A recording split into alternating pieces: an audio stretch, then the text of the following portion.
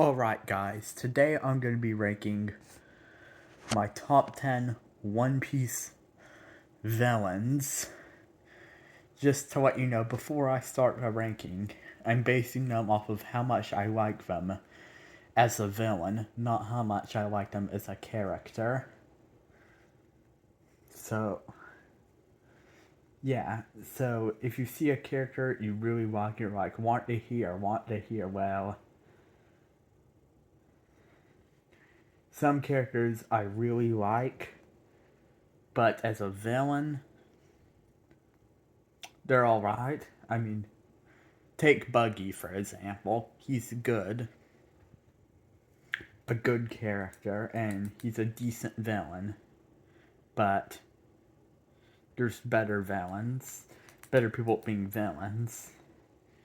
Like, if you were to if I was to say, rank my villains based off of how much I like him as a character, Buggy would be number 1. But since I'm ranking off of villains, he's probably in my top 15. Alright, now let's get started. Now that you know the rules. Number 10, Django.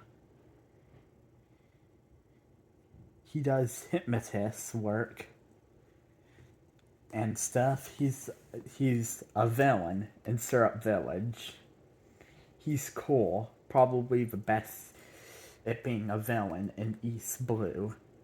Number 9, Gecko Moria. He could have been better, but I think he's decent. Yeah, he's decent. He has a decent devil fruit. He does some strong stuff. Well, he has a cool devil fruit. If he used it a little bit better, he could have been on my top 5. Number 8, Caesar Clown. Another decent villain. He has an overpowered devil fruit. Again, if he used his devil fruit a little, if he did stuff a little bit better, he could have been on my top 5. Number 7, Inaru. Another really good villain. He's another good villain. He does some cool stuff. He has an overpowered devil fruit.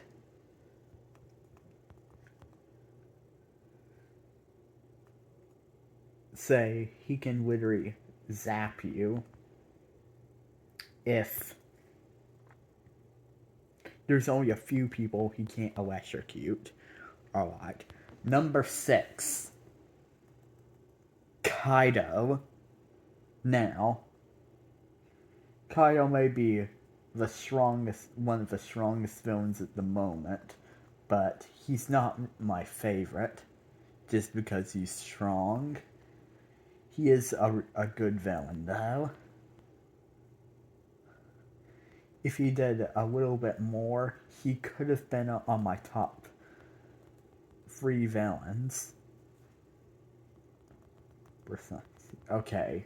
Number 5, Rob Lucci.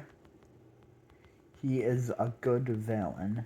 Now, I haven't seen what he does in Egghead yet, because I'm just at Egghead. I'm ranking these villains off of after finishing Wano.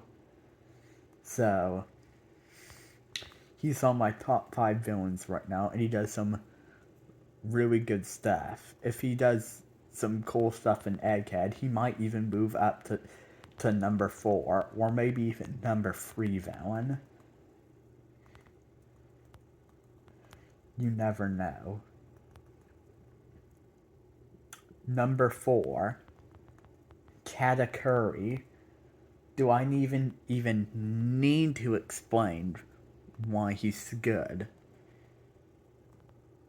He had a good fight with Luffy, and has some cool abilities, and that just makes him a really good villain. Number 3, Big Mom. She is actually better than Kaido, if you ask me. She's my favorite Emperor villain. She does some cool stuff.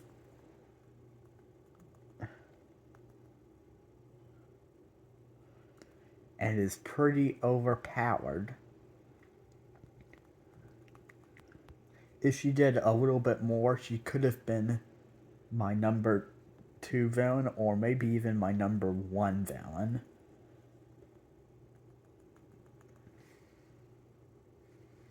Okay. Now, it's time for my number 2 villain. A lot of you, some of you may think somebody like Blackbeard should be here, but I don't really know much about him because we haven't seen much of Blackbeard yet, so I can't really rank him. Same for Akainu. He hasn't done much. Number 2, Crocodile. He is a really good villain. A really, really, really good villain. Like, his sand powers, just epic. And his fight with Luffy is pretty decent. The only reason why he's not number 1 is because there's just a villain that's a little bit cooler down at the end. Number 1, Doflamingo. He is my favorite One Piece villain at the moment. And he's part of what makes Dressrosa a really good arc for me.